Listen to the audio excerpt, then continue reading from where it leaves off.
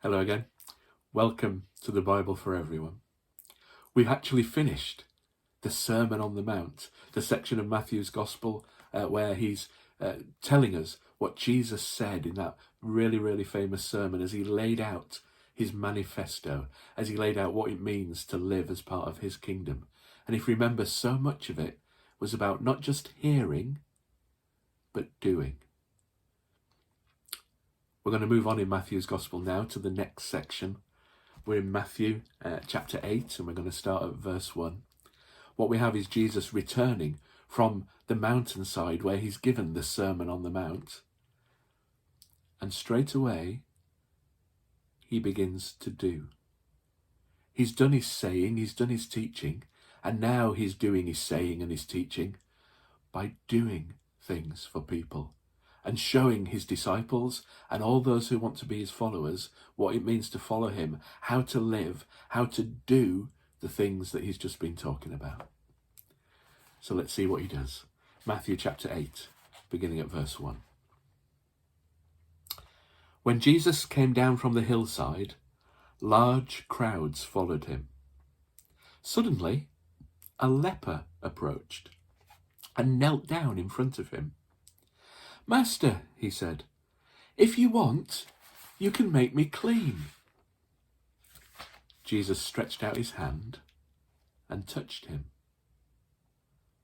"I do want to," he said. "Be clean." At once, his leprosy was cured. "Take care," Jesus said, "that you don't say anything to anyone. Instead, go and show yourself to the priest and make the offering which Moses commanded. That will be a proof to them. Then they would know that he had truly been healed and he could be a part of their community once again." Jesus went into Capernaum. A centurion came up and pleaded with him. "Master," he said, "my servant is lying at home, paralyzed.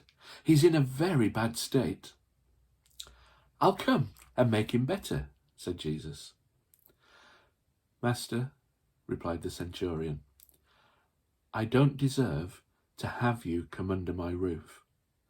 Just say the word and my servant will be healed. I know what authority is all about. You know, I've got soldiers answering to me, and I can say to one of them, 'Go,' and he goes, and to another one, 'Come here,' and he comes, and I can say, 'Do this,' to my slave, and he does it." Jesus was fair amazed when he heard this. "I'm telling you the truth," he said to the people who were following. "I haven't found faith like this, not even in Israel. Let me tell you this, lots of people will come from the east and the west and join Abraham, Isaac, and Jacob in the great party to celebrate the kingdom of heaven. But the children of the kingdom will be thrown into outer darkness, where people will weep and gnash their teeth." Then he turned to the centurion. "Go home," he said. "Let it be for you as you believed." And his servant was healed at that very moment.